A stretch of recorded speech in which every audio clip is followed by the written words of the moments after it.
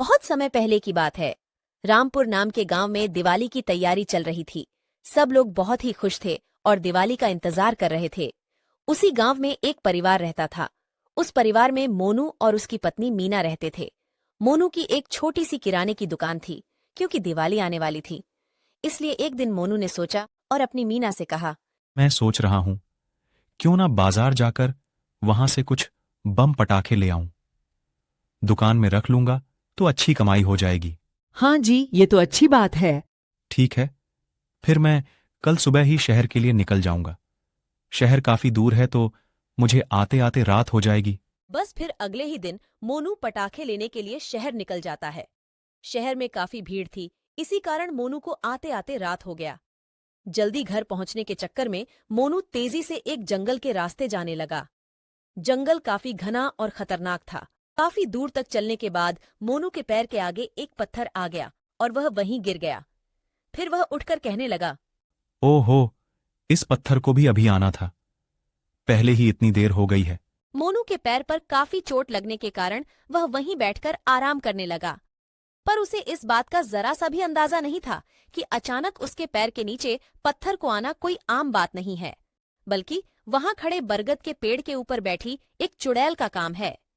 चुड़ैल ऊपर बैठी मोनू को परेशान करने लगती है। इस आदमी के बगल में क्या रखा हुआ है इस डिब्बे में? अभी इसे अपनी जादू से दूसरे जगह रख देती हूँ। चुड़ैल मजे मजे में उस आदमी के बगल में रखे उस डिब्बे को अपने जादू से उठाकर दूसरे जगह पर पटक देती है। डिब्बे में से कुछ पटाखे बाहर निकल जाते हैं। चुड़ैल उसे देखकर अचानक उदास हो जाती है। मोनू अपने पटाखे वापस डिब्बे में भरकर अपने सिर पर रखकर जैसे तैसे घर जाने लगता है। अब चुड़ैल भी उसके पीछे पीछे लग जाती है और उस आदमी के गांव तक पहुंच जाती है। गांव में पहुंचते ही चुड़ैल की आंखें खुशी से चौड़ी हो जाती हैं। दिवाली वाह, सब कितने सुंदर हैं। अब मैं भी इन सभी के साथ दिवाली मनाऊंगी। चुड़ैल उस आदमी के साथ उसके घर तक पहुंच जाती है। घर में मोनू अपने पटाखों का डब्बा लेकर पहुंच जाता है। अरे आ गए आप, काफी देर लगा दी आपने। अरे बस क्या बताऊं, कितनी भीड़ थी शहर में, और ऊपर से मेरा पैर एक पत्थर से टकरा गया और उसके बाद मेरे पटाखे एक जगह से दूसरे जगह पर जाकर गिर गया तो मेरे पटाखे गिर गए। बड़ी मुश्किल से घर पहुंचा हूं। ओ हो, चलो आप हाथ मुंह धो लो, मैं खाना लगा देती हूँ। मोनू मुंह हाथ धोकर खाना खाने लगता है और चुड़ैल वहीं खड़ी उस डिब्बे को देखती रहती है।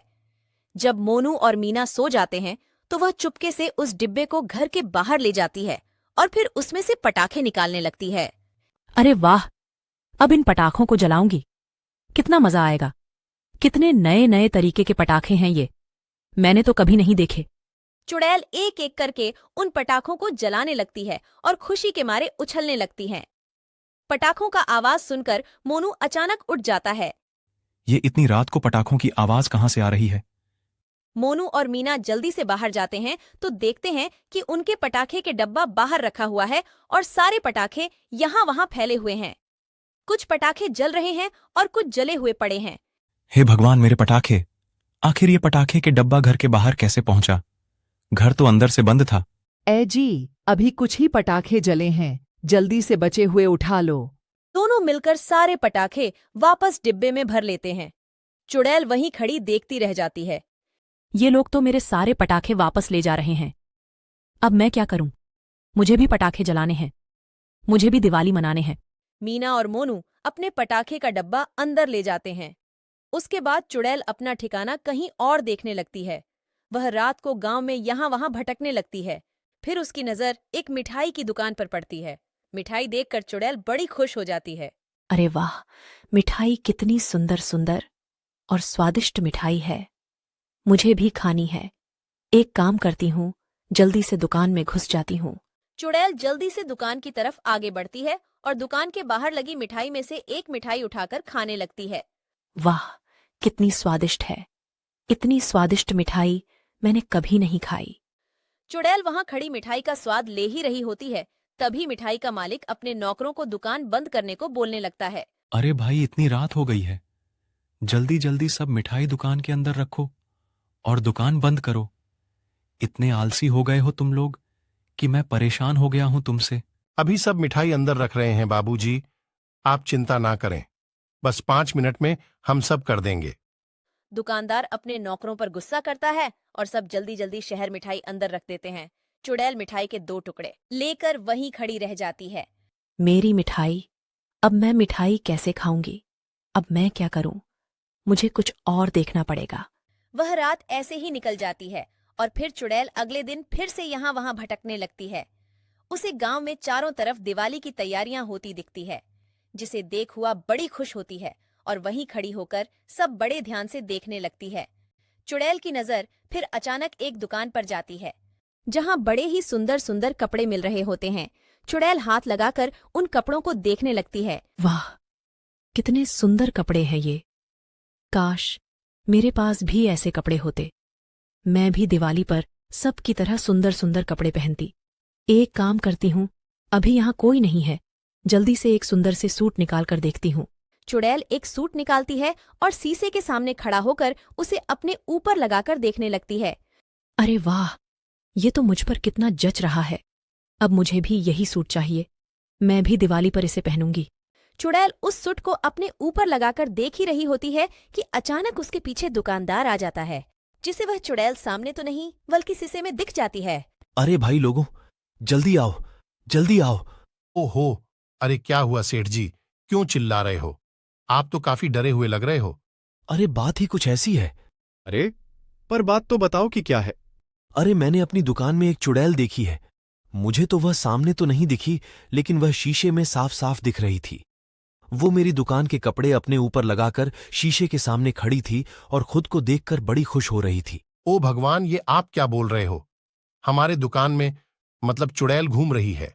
अरे भाई लोगों, अब दिवाली आ रही है ना, इसलिए मुझे लगता है किसी ने जादू टोना करके आपकी दुकान में चुड़ैल छोड़ दी है। आप जल्दी इसका कुछ करो, क्योंकि आज आपकी दुकान बर्बाद कर देगी और कल किसी और की। अरे जल्दी से गांव के किसी तांत्रिक को बुलाओ, अब वही इसका समाधान करेंगे। और आप सब पहले इस दुकान को बाहर से बंद कर दो, ताकि वह चुड़ैल अंदर बंद हो जाए। दुकानदार जल्दी से जाता है और अपने दुकान का सेटर बाहर से लगा देता है। सेटर बंद करते ही चुड़ैल अंदर बंद हो जाती है। अरे ये दुकान किसने बंद कर दी? अब मैं क्या करूं? मुझे तो इतना जादू भी नहीं आता कि यह दुकान खोल सकूं। चुड़ैल तो अंदर बंद हो जाती है और इधर गांव वाले तांत्रिक को बुला लाते हैं। तांत्रिक दुकान के बाहर खड़े होकर अपने मंत्र पढ़ने लगता है और कुछ कुछ चीज दुकान के ऊपर फेंकने लगता है। मुझे किसी ने नहीं भेजा है। मुझे यहां से आजाद कर दो। मुझे जाने दो। तांत्रिक उस दुकान का दरवाजा खुलवाता है और फिर बहुत सारी भभूत उस चुड़ैल पर फेंकता है, जिससे वह चुड़ैल सबको दिखने लग जाती है। उसके बड़े ही पुराने कपड़े होते हैं और दिखने में वह बहुत ही गरीब होती है। मुझे जाने दो। मुझे भस्म मत करो। मैं किसी का कुछ बुरा नहीं किया। तो फिर तू इस गांव में क्या कर रही है और इस दुकानदार के साथ किया करने वाली थी? दुकानदार जल्दी से जाता है और अपने दुकान का सेटर बाहर से लगा देता है। सेटर बंद करते ही चुड़ैल अंदर बंद हो जाती है। अरे ये दुकान किसने बंद कर दी? अब मैं क्या करूं? मुझे तो इतना जादू भी नहीं आता कि यह दुकान खोल सकूं। चुड़ैल तो अंदर बंद हो जाती है और इधर गांव वाले तांत्रिक को बुला लाते हैं। तांत्रिक दुकान के बाहर खड़े होकर अपने मंत्र पढ़ने लगता है और कुछ कुछ चीज दुकान के ऊपर फेंकने लगता है। मुझे किसी ने नहीं भेजा है। मुझे यहां से आजाद कर दो। मुझे जाने दो। तांत्रिक उस दुकान का दरवाजा खुलवाता है और फिर बहुत सारी भभूत उस चुड़ैल पर फेंकता है, जिससे वह चुड़ैल सबको दिखने लग जाती है। उसके बड़े ही पुराने कपड़े होते हैं और दिखने में वह बहुत ही गरीब होती है। मुझे जाने दो। मुझे भस्म मत करो। मैं किसी का कुछ बुरा नहीं किया। तो फिर तू इस गांव में क्या कर रही है और इस दुकानदार के साथ किया करने वाली थी? मैं कुछ नहीं करना चाहती थी। मैं तो बस इस पटाखे वाले के पीछे पीछे गांव में आ गई, क्योंकि मुझे पटाखे जलाने थे। फिर जब मैं पटाखे जलाने शुरू किए तो उसकी आवाज से ये लोग उठ गए और सारे पटाखे ले गए। मैं बाहर ही रह गई। उसके बाद मैं मिठाई खाने गई तो वहां भी उस दुकानदार ने सारे मिठाई अंदर रखवा दी और मैं मिठाई भी नहीं खा पाई। मैंने कुछ नहीं किया। मैं बहुत गरीब थी और दिवाली के दिन ही मेरी मां की मौत हो गई थी। बड़ी इच्छा थी कि हमेशा एक बड़ी दिवाली मनाऊं, पर ऐसा कभी नहीं हो सका। मैं भूत चुड़ैल देखकर बता सकता हूं कि कितना खतरनाक है। यह चुड़ैल ऐसी नहीं है, यह सच बोल रही है। अब तुम सब गांव वालों को इसकी इच्छा पूरी करनी होगी, पर तुम भी वादा करो कि उसके बाद तुम यहां से चली जाओगी। हाँ, मैं वादा करती हूँ, फिर मैं चली जाऊंगी। बस फिर सब गांव वाले ये इच्छा पूरी करते हैं। उसकी जो इच्छा जीते जी पूरी नहीं हो पाई थी, वह मरने के बाद पूरी हो ही जाती है। दिवाली के खत्म होने पर वह चुड़ैल सबको धन्यवाद करती है और वहां से हमेशा हमेशा के लिए चली जाती है।